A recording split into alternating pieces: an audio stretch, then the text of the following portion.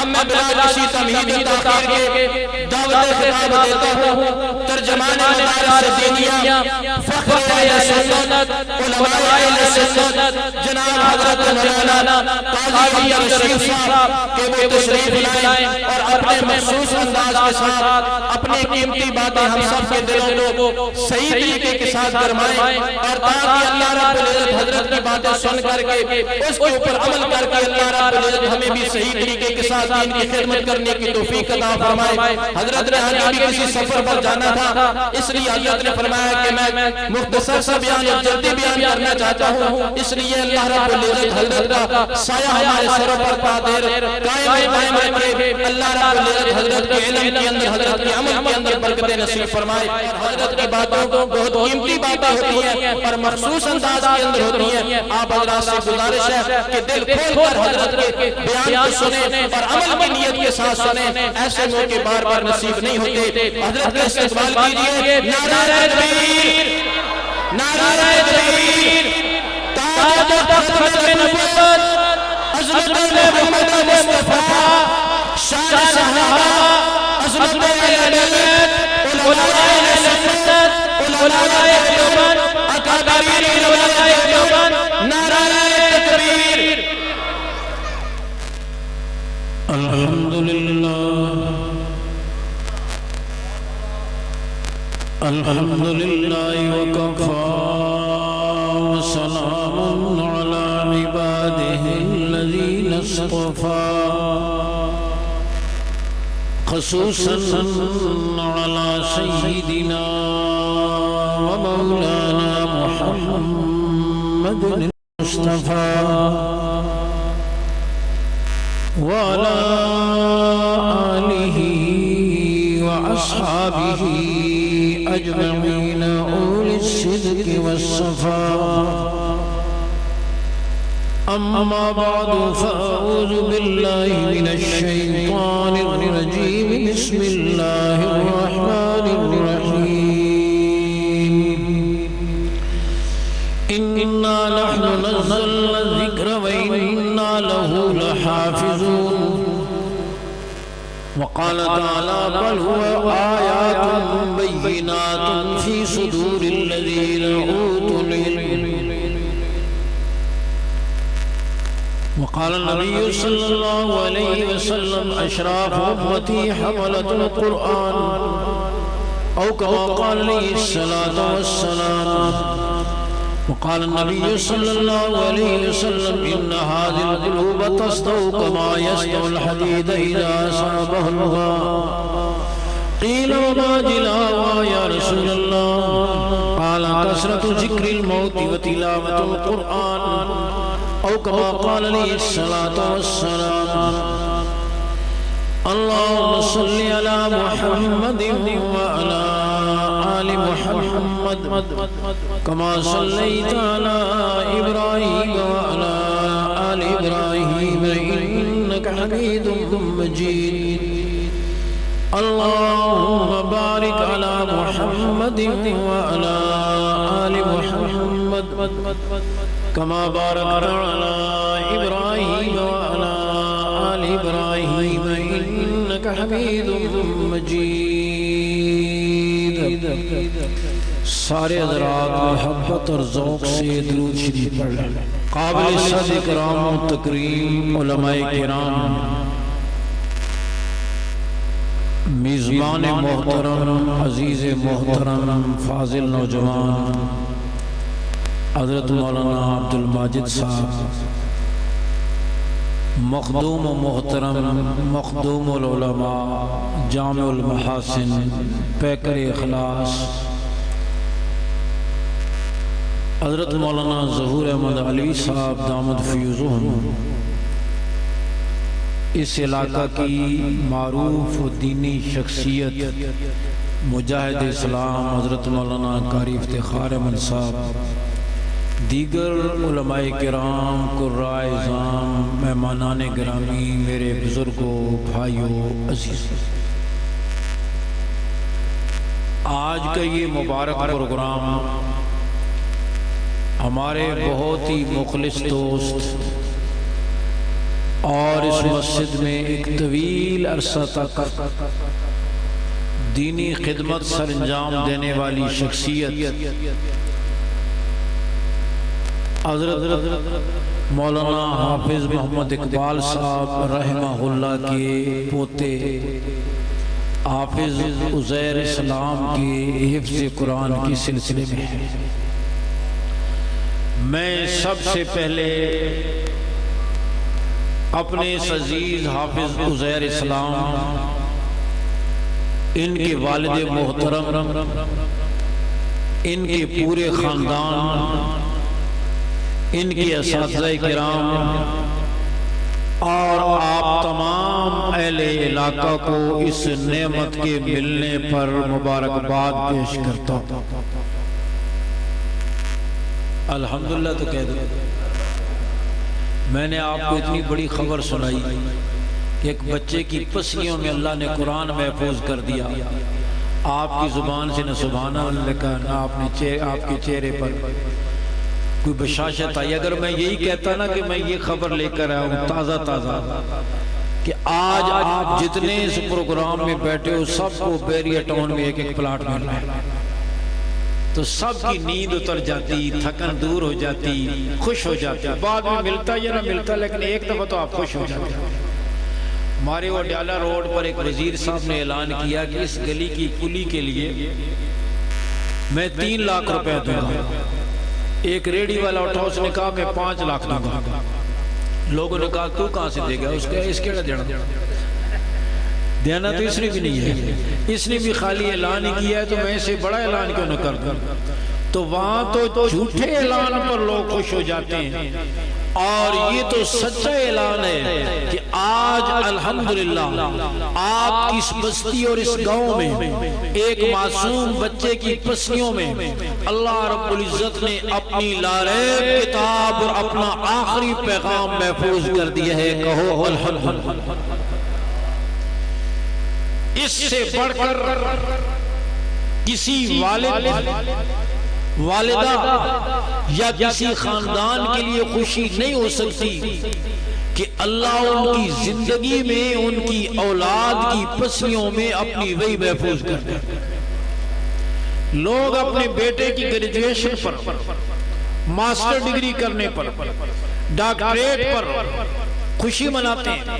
بیٹا P H D کر گئے ہے، ماسٹر کر گئے، ٹھیک ہے، ان کو خوش ہونے کا حق حاصل ہے، لیکن اتنی بات میں ضرور عرض کروں گا، اگر دنیا والوں کی لکھی ہوئی کتابیں، ان کی تھیوریاں، ان کے نظریے، برنارڈ شاہ اور شیکسپیئر کے لکھے ہوئے ڈرامے، لینن اور کارل مارکس کے نظریات، ڈارون کی تھیوری کوئی لکھ کر پڑھ کر یاد کر کے کامیاب ہو جائے تو خاندان خوش ہوتا ہے۔ پھر اس خاندان کو کتنا خوش ہونا چاہیے جن کے لخت جگر کے سینے میں اللہ کی وحی محفوظ ہوئی، اللہ کی کتاب محفوظ ہو گئی ہو، اللہ کا پیغام محفوظ ہو گیا ہو۔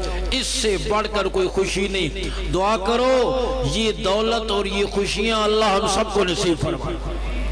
اور میرے دوستوں اور بزرگوں، ساری دولتیں ختم ہو جائیں گی، سارے منصب ختم ہو جائیں گے، سارے اعزاز ختم ہو جائیں گے، ساری دولتیں ہاتھ سے نکل جائیں گی مرنے سے پہلے، ورنہ مرنے پر۔ ادھر دیکھیں، میں تو سب ویکھنا ہے، تسی کچھ اور ویکھدے پے ہو، بندے قدری تھا کہ نہیں؟ ادھر دیکھو، ساتھ جانے والی دولت کوئی نہیں۔ جنوبی پنجاب میں ایک بڑا جاگیردار تھا اور بڑا فرعون اور متکبر قسم کا، وہ اپنے ڈیرے پر اونچا بیٹھتا، سارے لوگ نیچے بیٹھتے، کسی کو اس کے برابر بیٹھنے کی اجازت نہ تھی۔ ایک درویش قسم کا آدمی آیا، بڑی بے تکلفی سے آ کر اس کے برابر بیٹھ گیا۔ اسے بڑا غصہ ہے، تو کون ہے جو میرے برابر بیٹھ گیا؟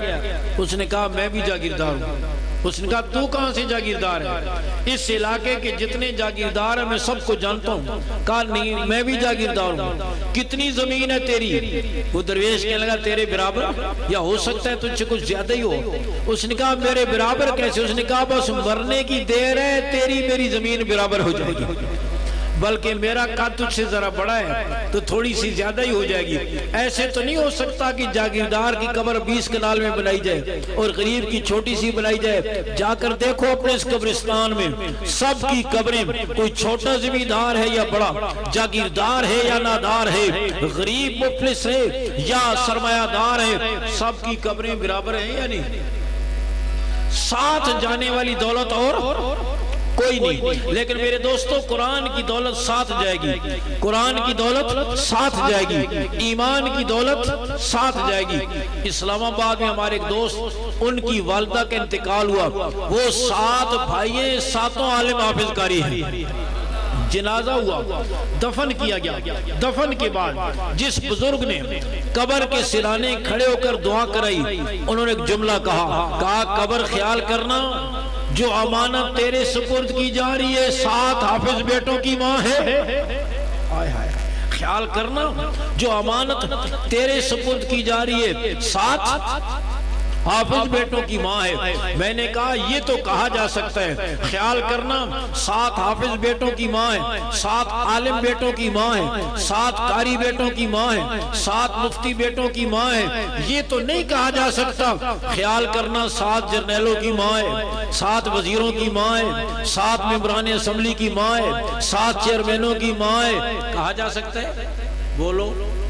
کوئی کہنا بھی چاہے قبر خیال کرنا وفاقی وزیر خزانہ کی ماں آ رہی ہے، لوگ کہیں گے بے وقوف یہ نسبتیں یہاں نہیں کام دیتی. وہ نہیں کہہ سکتا، کوئی نہیں کہنے دے گا، لیکن حافظ قرآن کہہ سکتا ہے یا اللہ میں نے بچپن میں ماں کی گود چھوڑی، باپ کی شفقت چھوڑی، بہن بھائیوں کی محبت چھوڑی، گھر کا آرام چھوڑا، گھر کا کھانا اور گھر کی راحت چھوڑی.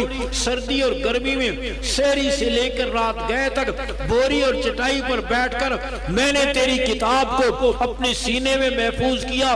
میں تجھے اس کتاب لا ریب کا واسطہ دیتا ہوں، میری ماں پر رحم کر دے. کہہ سکتا ہے یا نہیں کہہ سکتا؟ بولو.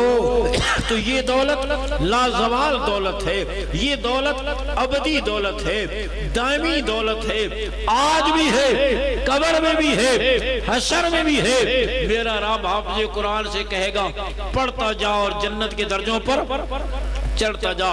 وہ ایک آیت پڑھے گا، ماں باپ کا اتنا بڑا درجہ بلند جتنا زمین و آسمان کے درمیانی فاصلہ ہے. 6,500 سے زائد آیتیں وہ پڑھ دے گا، ماں باپ کے اتنے درجے اللہ بلند کر دے گا. دعا کرو اللہ یہ دولت ہم سب کو نصیب فرمائے.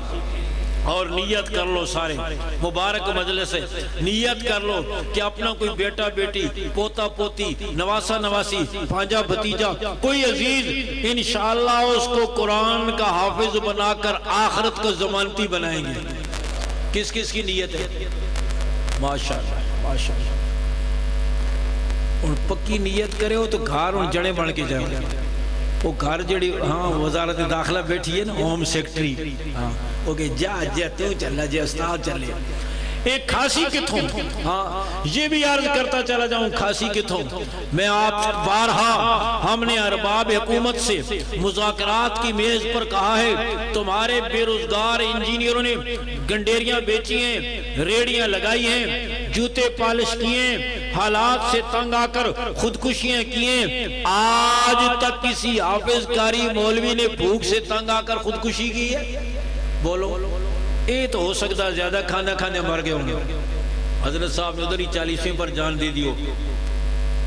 لیکن یہ میرے رب کی غیرت کے خلاف ہے کہ اے ایپل سی کیٹ ڈی ڈاگ پڑھانے والے سکول ٹیچر کو میرا رب پالے اور ذالک الکتاب لا ریب فیہ پڑھانے والے کو نہ پالے.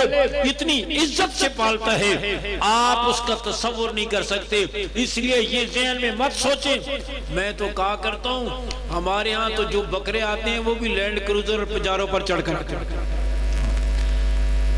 سیٹ صاحب نے گاڑی نکالی، آگے گئے، درز ہوا، ٹائر پھٹ گیا. ڈرائیور سے پوچھا صدقہ نہیں کی تھی؟ کہتے ہیں یاد ہی نہیں رہا. چل بکرا لے گاڑی میں ڈال. اور مدرسے پہنچا، گاڑی رکتی ہے، دروازہ کھلتا ہے، بکرا بڑی شان سے نیچے اترتا ہے اور طالب علموں کی خدمت میں پہنچتا ہے. یہ کوئی مسئلہ ہی نہیں ہے کہ کھائے گا کہاں سے. اس لیے یہ ذہن میں مت آئے 4 ٹکوں کی خاطر اپنی اولاد کو قرآن سے محروم نہ کرو، اپنی آپ کو آخرت کی دولت سے معروم مت کرو، آخرت کے درجات سے بلند مت کرو۔ یہ دولت تمہیں اس دن کام آئے گی جس دن تمہاری ATM مشینیں جواب دے جائیں گی، تمہاری چیک بکیں اڑ جائیں گی، تمہارے بینک بیلنس ختم ہو جائیں گے۔ انشاءاللہ یہ دولت جو تم اپنی اولاد کو قرآن کی شکل میں دو گے، یہ دولت انشاءاللہ تمہارے ساتھ جائے گی۔ حشر میں تمہارا اکاؤنٹ کھلا رہے گا، تمہارے درجے بلند ہوتے رہیں گے۔ تو سب کی پکی نیت ہے انشاءاللہ، سب کی پکی نیت ہے کہ انشاءاللہ اپنی اولاد میں سے کسی کو قرآن کا حافظ بنا کر آخرت کا ضمانتی بنے۔ پکی نیت ہے انشاءاللہ، آج ہی جا کر پھر گھر جا کر مشورہ کرنا۔ تو میں یہ عرض کر رہا ہوں، یہ قرآن عظمت والا جو قرآن کے ساتھ جڑ گیا وہ بھی قرآن کے ساتھ جڑ گیا وہ بھی رمضان سے ایک دن پہلے لیاقت باغ کے سامنے کی مسجد میں پروگرام تھا۔ ایک قاری صاحب نے تلاوت کی، بڑی خوبصورت، پھٹے پرانے سے کپڑے قاری صاحب کے، غربت ٹپک رہی تھی ان کے لباس سے، بڑی خوبصورت تلاوت کی۔ بعد میں نے کہا کل رمضان کی پہلی تاریخ ہے، پہلی تراویح ہے، ادھر سے صدر آ جائیں، وزیر اعظم آ جائیں، چاروں صوبوں کے وزرائے اعلیٰ آ جائیں، ممبران اسمبلی آ جائیں، کمشنر آ جائیں، چیمبر آف کامرس کا صدر آ جائے، قاری صاحب کو مصلی پر کھڑا کرو گے یا انہیں کرو گے؟ کہا قاری صاحب کو کھڑا کریں۔ میں نے کہا یہ خالی جیب والا، پھٹے پرانے کپڑوں اور خستہ حالت والا قاری صاحب مصلی پر، صدر پیچھے، وزیر اعظم پیچھے، وزرائے اعلیٰ پیچھے، وزیر پیچھے، یہ اللہ اکبر کہے گا تو اللہ اکبر کہیں گے، یہ رکوع میں جائے گا تو وہ رکوع میں جائیں گے، یہ سجدے میں جائے گا تو وہ سجدے میں جائیں گے، یہ سجدے سے سر اٹھائے گا تو وہ سجدے سے سر اٹھائیں گے۔ قاری صاحب کو کہیں جوش آ گیا اور انہوں نے ایک رکعت میں ایک رکوع کی بجائے آدھا پارہ پڑھ لیا، پیچھے وہ دورے تیرے ہوتے رہیں گے، جا تو نہیں سکتے۔ بعد میں کہ بادشاہ برباد چھوڑا نہیں، 10 سے کرو نا اتنا پڑھنا، لیکن جا تو نہیں سکتے۔ آج اللہ نے اس کو یہ عزت دی ہے اور یہ عزت میرا رب میدان حشر میں بڑھا چڑھا کر عطا کرے گا۔ تو نیت کرو کہ انشاءاللہ اپنی اولادوں کا تعلق قرآن سے جوڑیں گے، اپنا تعلق قرآن سے جوڑیں گے۔ امام الانبیاء صلی اللہ علیہ وسلم کے مبارک سینے پر یہ قرآن نازل ہوا۔ آپ صلی اللہ علیہ وسلم نے صفہ کے چبوترے پر یہ قرآن پڑھایا۔ آپ غور کرو، میرے آقا پڑھانے والے ابو بکر عمر جیسے پڑھنے والے، عثمان علی جیسے پڑھنے والے، طلحہ زبیر جیسے پڑھنے والے، ابی بن کعب جیسے پڑھنے والے، مغیرہ بن شعبہ جیسے پڑھنے والے، عبداللہ بن مسعود جیسے پڑھنے والے رضی اللہ تعالیٰ عنہم۔ اس کائنات میں حضور جیسا استاد کوئی نہیں آیا، صحابہ جیسا شاگرد کوئی نہیں۔ اس لیے کہ آپ کسی بہت بڑے قاری سے قرآن کیوں نہ پڑھیں، قرآن اس پر نازل تو نہیں ہوا، صحابہ نے ان سے قرآن پڑھا جن پر قرآن نازل ہوا۔ آپ کسی بہت بڑے شیخ الحدیث سے حدیث کیوں نہ پڑھیں، اس کی باتیں تو حدیث نہیں ہیں، صحابہ نے ان سے حدیث پڑھی ہے جن کے اپنے ارشادات حدیث ہیں۔ تو الحمدللہ امام الانبیاء صلی اللہ علیہ وسلم پر یہ قرآن نازل ہوا، صحابہ نے آپ سے پڑھا، اور اس کائنات کا پہلا مدرسہ، سب سے پہلا مدرسہ کون سا ہے؟ بولو۔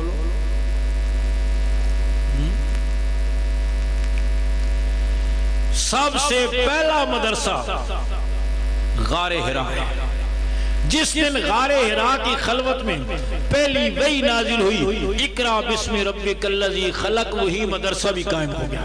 پھر یہ مدرسہ مکہ مکرمہ میں دار ارقم میں پہاڑ کی چوٹی پر منتقل ہوا، دار ارقم سے یہ مدرسہ مدینہ منورہ صفہ کے چبوترے پر منتقل ہوا۔ آج جتنے مدارس ہیں کرۂ ارض پر، صفہ کے اسی مدرسے کی شاخیں ہیں جو میرے آقا نے قائم فرمایا۔ اور آج جو آپ کو حفاظ نظر آ رہے ہیں، علماء نظر آ رہے ہیں، قراء، علماء، مفتی، مصنف، محقق، مبلغ، مجاہد، یہ برکت ہے دینی مدارس کی، ہے یا نہیں؟ یہ کارخانے ہیں، اور اللہ رب العزت نے قرآن کی حفاظت کس کے ذمہ کی ہے؟ بولو، کس کے ذمہ کی ہے؟ توڑے کس کے ذمہ کی ہے؟ اللہ نے اپنے ذمہ کی ہے۔ فرمایا اِنَّا نَحْنُ نَزَّلْنَا الذِّكْرَ وَإِنَّا لَهُ لَحَافِظُونَ، ہم نے اس کتاب نازل کی ہے اور ہم اس کی حفاظت کرنے والے ہیں، اور میرا رب جس چیز کی حفاظت کرنے پہ آئے، دنیا کی کوئی طاقت نقصان، بولو قرآن مجید میں اس کے نظائر موجود۔ فرعونی حکومت نے نجومیوں کے کہنے پر فیصلہ کیا موسیٰ علیہ السلام کو زندہ نہیں چھوڑنا، رب نے فیصلہ کیا کہ پالنا ہے اور تیری گود میں پالنا ہے۔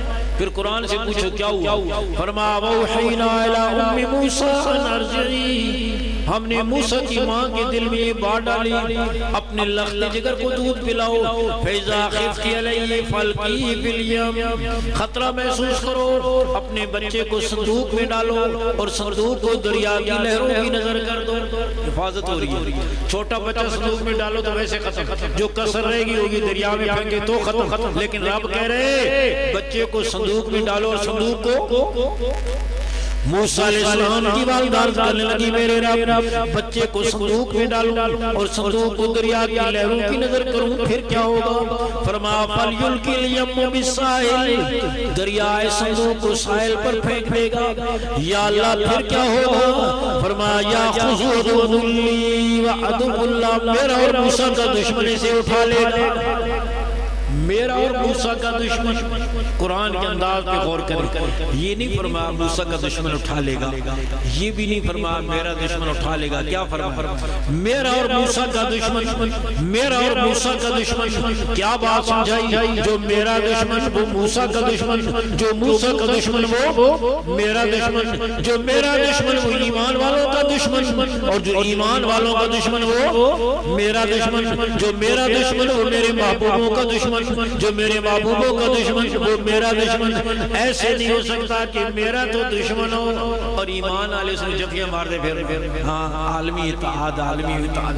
فرمایا یأخذ عدوٌ لِّی وعدوٌ لَّهُ، میرا اور موسیٰ کا دشمن اس کو اٹھا لے گا۔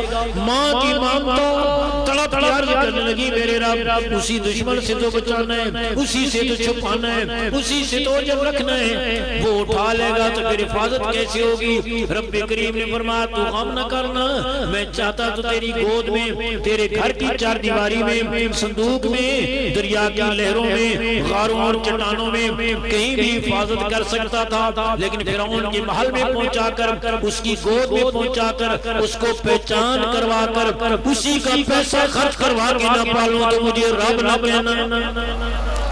ادھر دیکھیں تو آسمان تو فرشتے نہیں اترے، بلاول کے بندے ہیں۔ ادھر آخر میں آپ کو 5 منٹ دیں گے ایک دوسرے کو، تو مفتی صاحب تشریف لائن کے مقتدی ہے، بات چیت آخر میں 5 منٹ دیں گے آپ کو، ایک دوسرے کو اچھی طرح دیکھیں۔ بلال ادھر تو میرا رب جس چیز کی حفاظت کرے دنیا کی طاقت مسلمان اس کو نقصان۔ آج ایڑی چوٹی کا زور لگا رہی ہے کفر کی ماں پر، کیا گورے انگریز اور کیا ان کی روحانی نسل کالے انگریز کہ مسلمان کا تعلق مسجد سے، مدرسے سے، داڑھی سے، پگڑی سے، برقعے سے، پردے سے توڑ دیا جائے۔ مدارس کو کبھی دہشت گرد، کبھی بنیاد پرست، کبھی دقیانوس، کبھی ترقی کی راہ میں رکاوٹ، پتہ نہیں کیا کیا لقب دیتے ہیں، لیکن میرے رب کا نظام دیکھو۔ پرویز بدنام زمانہ حکمران آیا تھا، وفاق المدارس کے ساتھ رجسٹرڈ مدارس کی تعداد 4,500 کتنی؟ یہ گلہ بھی یاد رکھیں، آپ نے آلو ٹماٹر تو بڑے یاد رکھیں، یہ بھی یاد رکھیں۔ ہاں زمین اپنی ہے، دکان اپنی ہے، دفتر اپنا ہے، دکان اپنی ہے، دین بھی اپنا ہے نا۔ کتنے مدرسے تھے؟ اس نے اپنے سیاہ دور میں ایڑی چوٹی کا زول بند کر دو، ان مدرسوں کو پابندیوں میں جکڑ دو، ان کے ساتھ تعاون ختم کر دو۔ آج مدرسوں کو پابندیوں میں جکڑنے والا خود پابندیوں میں جکڑا ہوا ہے۔ موٹے موٹے آنسو بات ہے، دبئی تو میرا وطن نہیں ہے، امریکہ تو میرا وطن نہیں ہے، مجھے آنے دو پاکستان میں۔ اور کہتے ہیں مجھے ایسی بیماری لگی ہے جو 10 لاکھ آدمیوں میں، 1 ملین، 10 لاکھ آدمیوں میں ایک آدمی کو لگتی ہے۔ میں نے کہا ایک کو نہیں لگتی، تیرے جیسے سب کو لگتی ہے۔ آج بھی عبرت بنا ہوا ہے، مدرسہ آج بھی باقی ہے، قیامت تک باقی رہے گا۔ پاکستان کے خطیب گزرے، آپ میں سے بڑی عمر کے حضرات نے دیکھا سنا ہوگا، حضرت مولانا عبدالشکور دین پوری رحمہ اللہ، ان کی خطابت کا اپنے ایک انداز تھا، ہم وزن ہم قافیہ جملے تسلسل سے بولتے تھے۔ 1964 میں ایوب خان پاکستان کے صدر تھے اور مولانا اپنی تنظیم اہل سنت کے صدر تھے۔ ایک دن فرمانے ایوب خان سن، تو بھی صدر ہے میں بھی صدر ہوں، ہم نے بہت صدر دیکھے، پھر بے قدر دیکھے، پھر در بدر دیکھے، پھر ملک بدر دیکھے، پہلے تخت پر دیکھے، پھر تختے پر دیکھے، بڑے بڑے وزیر دیکھے، پھر بے توقیر دیکھے، پھر اسیر دیکھے، کئی آئے چلے گئے، قرآن آج بھی باقی ہے، قیامت باقی رہے گا، مدرسہ آج بھی باقی ہے، قیامت تک باقی رہے گا۔ قال اللہ اور قال رسول کی صدائیں آج بھی بلند ہو رہی ہے، قیامت تک بلند ہوتی رہے گی۔ آیا تھا تو کتنے تھے؟ 4,500، جب گیا تو 14,500 اور اب 24,500۔ کام ہو رہے ہیں، زیادہ ہو رہے ہیں، بولو زیادہ ہو رہے ہیں۔ اور کیوں زیادہ ہو رہے ہیں؟ کیوں زیادہ ہو رہے ہیں؟ اس لیے کہ اس کے بغیر گزارا نہیں۔ یہ قانون فطرت ہے، جس چیز کی بغیر گزارا نہ ہو میرا رب اسے عام بھی کر دیتا ہے، مفت بھی کر دیتا ہے۔ سونے چاندی کے بغیر گزر سکتی ہے، کسی کو دیا ہے کسی کو نہیں، لیکن ہوا اور پانی کے بغیر گزارا نہیں۔ اللہ نے شہری دیہاتی کے لیے، امیر غریب کے لیے ہوا اور پانی کو عام بھی کر دیا ہے، مفت بھی کر دیا ہے۔ اسی طرح علم نبوت کے بغیر، قرآن کی تعلیم کے بغیر گزارا نہ تھا، میرے رب نے سب کے لیے عام بھی کر دیا ہے، مفت بھی کر دیا ہے یا نہیں؟ انگریزی سکولوں میں بڑی بڑی فیسیں، یہ ایگزامینیشن فیس ہے، یہ ایڈمیشن فیس ہے، یہ یونیفارم فیس ہے، یہ ٹیوشن فیس ہے، پتہ نہیں کتنی قسم کی فیسیں۔ اور یہاں بچہ سکول سے واپس آتا ہے، ماں کہتی ہے پترا جل مسیتی، کہتا ہے کہہ دے ہی کوئی نہیں، تو جانا کہتا ہے قاری صاحب چاہ دے سکتے، ہاں مفتی صاحب رکھے ہونے کہہ دے جا دے سکتے، بلال کو کہن کہہ دے، اور بھیج کرنا کہتے ہیں بڑے کان ٹھنڈے ہونے، مڑ کے آنے بڑا تنگ کریں، پھر مسیدی 2 گھنٹے گزار رہے ہیں، اور یہاں اس لیے بھیجتے ہیں کہ کان ٹھنڈے ہونے۔ یاد رکھو اپنی اولادوں کو سب سے پہلے قرآن سے وابستہ۔ تو میں یاد کر رہا ہوں یہ برکت ہے دینی مدارس کی کہ آج سعودی عرب میں جس سرزمین پر قرآن نازل ہوا ہے وہاں 1 سال میں قرآن مجید کے 5,000 حافظ تیار ہوتے ہیں، اور آپ کے وطن عزیز پاکستان میں 1 سال میں 1 لاکھ حافظ تیار ہوتے ہیں۔ یہ برکت ہے ان بوریا نشینوں کی، یہ برکت ہے ان درسگاہوں کی، یہ برکت ہے ان دینی مدارس کی۔ دعا کرو آج دنیا کا کفر ایڑی چوٹی کا زور لگا کر، گورے انگریز بھی اور ان کی روحانی نسل اور ان کے غلام کالے انگریز بھی ایڑی چوٹی کا زور لگا کر مسلمان کا تعلق مسجد سے، مدرسے سے، داڑھی سے، پگڑی سے، برقعے سے، پردے سے توڑنا چاہتے ہیں۔ آپ نیت کرو ہم انشاءاللہ یہ تعلق اور مضبوط کریں گے۔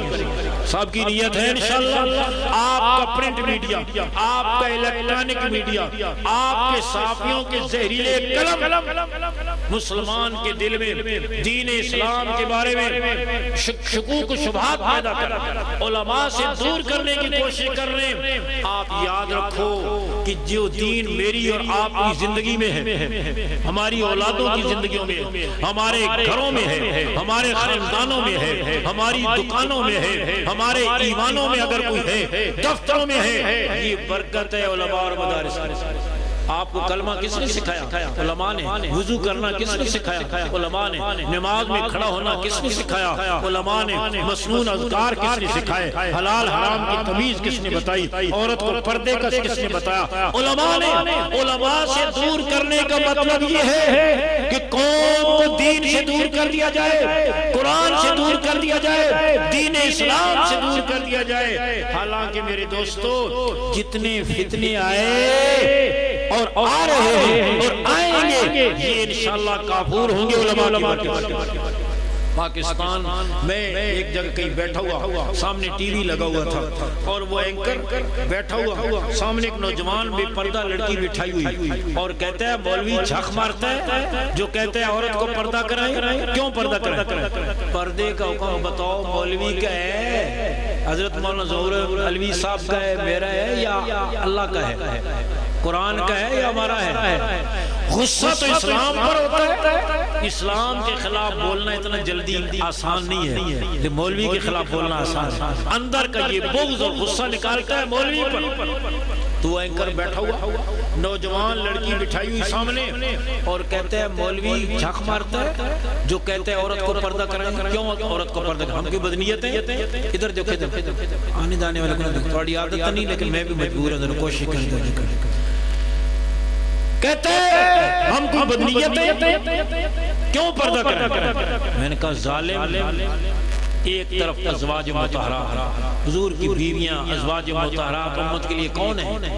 مائیں وازواجہ امہات، دوسری طرف صحابہ جن کے لیے میرے رب نے قرآن کے ورقوں پر طبقے تقسیم کیے، اولئک حزب اللہ، وہ اللہ کی جماعت ہے، اولئک هم المؤمنون حقا، وہ پکے مومن ہیں، لہم مغفرت و اجر عظیم، ان کے لیے مغفرت اور اجر عظیم ہے، وکل وعد اللہ الحسنی، وہ سارے جنتی ہیں۔ ایک طرف صحابہ ہے، دوسری طرف روحانی مائیں، ایک طرف روحانی بیٹے، دوسری طرف روحانی مائیں۔ قرآن کیا کہتا ہے؟ اذا سألتموهن متاعا فاسألوهن من وراء حجاب، اور روحانی بیٹو تمہیں روحانی ماؤں سے کوئی بات کرنی ہو تو پردے کے پیچھے کرو، تمہیں روحانی ماؤں سے کوئی بات کرنی ہو تو یہ تمہارے اور ان کے دلوں کے لیے زیادہ پاکیزگی کا باعث ہے، تمہاری نیتیں ان سے زیادہ صاف ہو گئی ہیں۔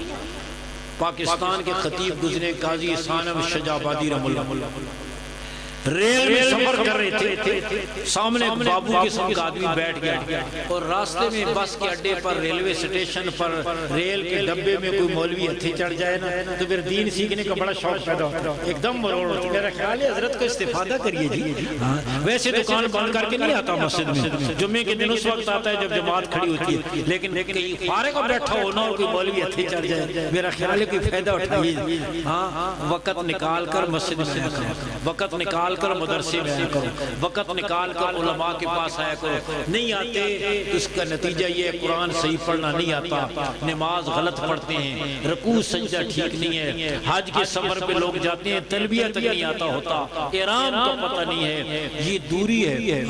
ہمارے محلے کا ساتھی، میں بھی ایک دفعہ عمرے پر جا رہا تھا، وہ بھی اپنی ماں کے ساتھ جا رہا تھا، ایئرپورٹ پر مجھے مل گیا، میں نے کہا ملک صاحب کے طرف جی عمرے استاد جی عمرے تھی جا رہی، احرام بند ہوا، پھر اس نے 2 چادریں بیگ سے اور نکالی، کہتے استاد جی تسی ذرا بیٹھو، میں آنا میں ملک صاحب تو سب احرام بند ہے، یہ چادریں کہیں واسطے یہ جی والدہ صاحب واسطے کرتے ہیں۔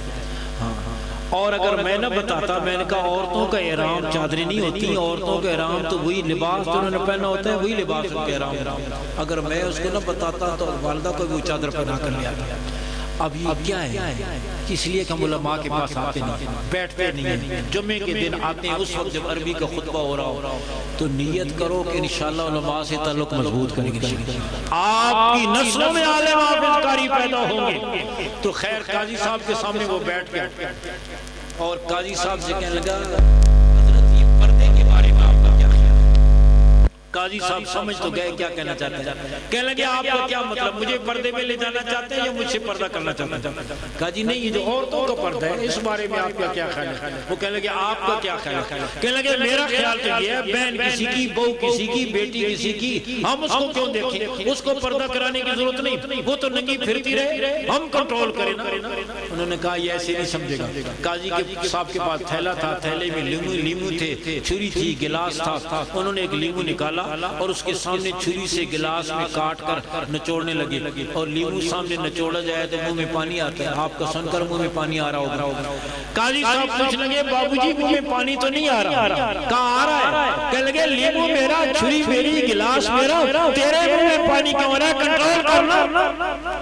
اس نے ہاتھ جوڑے، قاضی سمجھ آج دین اسلام کے بارے میں یوں شکوک و شبہات پیدا کیے جائے، نیت کرو انشاءاللہ علماء سے، مدارس سے، حضور کی لائی ہوئی زندگی سے پہلے سے پڑھ کر تعلق جوڑیں گے، کریں گے انشاءاللہ۔ اور آخری 2 باتیں عرض کر کے ختم کرتا ہوں۔ میں عرض کر رہا ہوں قرآن عظمت والا جو قرآن کے ساتھ جڑ گیا وہ بھی عام کپڑا ہوتا ہے، کپڑے کی دکان پہ پاک نہ پاک، وضو بے وضو، ہر ایک اس کو ہاتھ لگاتا ہے، لیکن 1 میٹر کپڑا کٹ کر قرآن کا غلاف بن گیا، اب کوئی اس کو ناپاک ہاتھ نہیں لگا سکتا۔ جو عزت قرآن کی وہ عزت عام گتا ہوتا ہے، کوئی پنکھا جلتا ہے، کوئی برتن ٹھامتا ہے، لیکن وہ گتا قرآن کی جلد بن گیا۔ اب جو عزت قرآن کی وہ عزت گتے کی۔ میرے دوستوں، کپڑا اور گتا قرآن کے ساتھ وابستہ ہو جائے، یوں عزتیں پا لیتے ہیں۔ میرے نبی کو امتی وابستہ ہو جائے گا، کتنی عزتیں۔ آپ غور کرو، صحابہ جڑے قرآن سے، صاحب قرآن صلی اللہ علیہ وسلم سے جڑے، پھر میرے رب نے کیسی عظمتیں عطا فرمائیں۔ بلال کالا ہے، گورا نہیں، بدصورت ہے، خوبصورت نہیں، غلام ہے، آزاد نہیں، دور کہے نزدیک کا نہیں، گھر کے باہر کا ہے، گھر کے اندر کا نہیں، غریب ہے، مالدار نہیں، زمین پہ چلتا ہے، قدموں کی ہڈی جنت میں سرائی دیتی۔ ایسی عزتیں ملی۔ قرآن کی آیت نازل ہوئی صدقے کی ترغیب کے بارے میں، من ذا الذی یقرض اللہ قرضا حسنا، کون ہے جو اللہ کو قرض حسنا دے؟ صدقے کو اللہ کے نام پر خرچ کرنے کو اللہ نے کس سے تعبیر کیا ہے؟ قرض۔ جیسے قرض کی واپسی ضروری ہوتی ہے، یہ بھی میں تمہیں واپس کروں گا، لیکن اس دن جس دن تمہاری ضرورت کا سب سے بڑا دن۔ یہ آیت نازل ہوئی، صدیق اکبر رضی اللہ عنہ تشریف لے گئے، مشرکین کے ایک مجلس میں کفر کا تھنک ٹینک بیٹھا ہوا، ایک مشرک کہنے لگا نعوذ باللہ، مسلمانوں کا خدا فقیر ہو گیا، اب قرضے مانگنے شروع کر دیے۔ یہ کہا اور صدیق اکبر رضی اللہ تعالی رکھ کے ایک تھپڑ پوری قوت سے اس کے منہ پر رسید کی، تھپڑ مار کر واپس آ گیا۔ وہ مشرک کی شکایت لے کر پیچھے پیچھے واپس آ گیا، پیچھے پیچھے آ گیا، حضور کی مجلس میں پہنچ کر کہنے لگا حضور ابو بکر نے مجھے تھپڑ مارا۔ آپ اپنے شاگردوں کے مزاج سے اچھی طرح واقف تھے، آپ نے فرمایا ابو بکر نے نہیں مارا ہوگا، عمر نے مارا ہوگا۔ کہا حضور میں نے تھپڑ کھائے، اچھی طرح پہچانا ہے، ابو بکر نہیں مارا۔ آپ نے فرمایا کیوں ابو بکر؟ جی حضور، اس نے میرے رب کی شان میں گستاخی کی ہے اور میں نے تھپڑ مارا ہے۔ نبوت کا انصاف دیکھو نا۔ فرمایا ابو بکر کوئی گواہ لاؤ، اس نے رب کی شان میں گستاخی کی ہے۔ غور کرو، ایک طرف یار غار، دوسری طرف دشمن، لیکن نبوت کا انصاف دیکھو، اسلام کا انصاف دیکھو۔ ابو بکر ضرور مجلس ساری مشرکین کی تھی، مسلمان تو وہاں تھا کوئی نہیں، گواہ میں کہاں سے لاؤں؟ آپ نے فرمایا ابو بکر جو بھی ہے ضابطہ یہ گواہ لانا پڑے گا۔ ابو بکر سوچوں میں گم قریب تھا، میرے آقا اس مشرک کو اجازت دیتے اور وہ صدیق اکبر سے بدلہ لیتا کہ رب ذوالجلال نے آسمانوں پر جبریل امین سے فرمایا جبریل جلدی پہنچ، جبریل جلدی پہنچ، اگر زمین والوں میں ابو بکر کی گواہی دینے والا کوئی نہیں تو آسمانوں پر خود رب جو موجود ہے۔ قد سمع اللہ قول الذین قالوا ان اللہ فقیر ونحن اغنیاء، ہم نے خود سنا اس مشرک نے کہا اللہ فقیر ہے اور ہم غنی ہیں، خود رب ذوالجلال ابو بکر کے لیے وکیل صفائی بن گئے، قرآن کے ساتھ جڑ گئے، عظمت والی کتاب کے ساتھ اللہ نے عظمتیں دے دی۔ دعا کرو اللہ ہمیں قرآن سے جڑنے والا بنا دے، قرآن سے تعلق نصیب فرما دے۔ صحابہ پھٹے پرانے کپڑوں میں قرآن کے ساتھ جڑے، دنیا کی سپر طاقتیں ان کے سامنے ڈھیر ہو گئی۔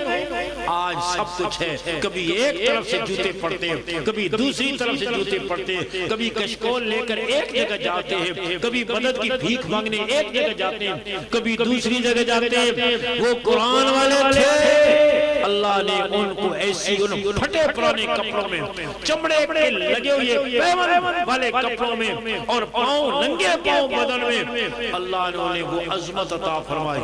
ایک صحابی حضرت ربی رضی اللہ تعالیٰ اور ایک اور صحابی کسرا کے دربار میں گئے اور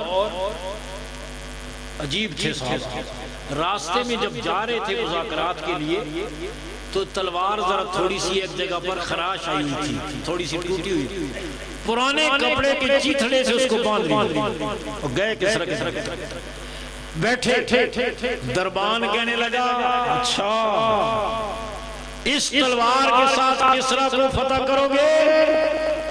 کیا پیارا جواب دیا، انہوں نے فرمایا ارے کافر تو نے تلوار دیکھی ہے، تلوار چلانے والے ہاتھ نہیں دیکھے؟ یہ تلواریں کچھ ہاتھوں میں چلا کرتی ہیں. کہا چلو ہاتھ بھی دکھا دو. کہا لاؤ اپنے محل کا سب سے مضبوط پہلوان اور مضبوط ڈھال لے کر میرے سامنے کھڑا ہو. مضبوط پہلوان لایا گیا, ڈھال لے کر کھڑا ہوا. صحابی رات کے جاگنے کی وجہ سے جن کی آنکھیں چندے آ گئی تھی, مسلسل فاقوں کی وجہ سے پیٹ کمر سے لگ رہا تھا, بٹ بدن پہ پھٹا پرانا لباس اٹھے, ایک بار کیا اور اس کی ڈھال کے 2 ٹکڑے ہو گئے.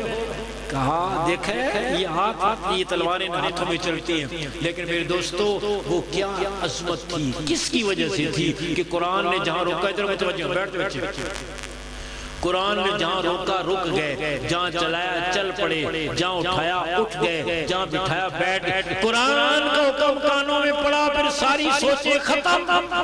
فاروقی دور ہے, صحابہ کا قافلہ عیسائیوں کے علاقے سے گزر رہے ہیں. انہوں نے نوجوان لڑکیاں بناؤ سنگھار کر کے مکانوں کی چھتوں پر کھڑی کر دی. مسلمانوں کا لشکر ادھر سے گزرے گا, یہ ناچیں گی گائیں گی, زرق برق لباسوں سے انہیں اپنی طرف متوجہ کریں گی. کسی ایک کی آنکھ بھی نہ پاک ہو جائے گی, اللہ کی مدد ہٹ جائے. یہ منصوبہ بنا.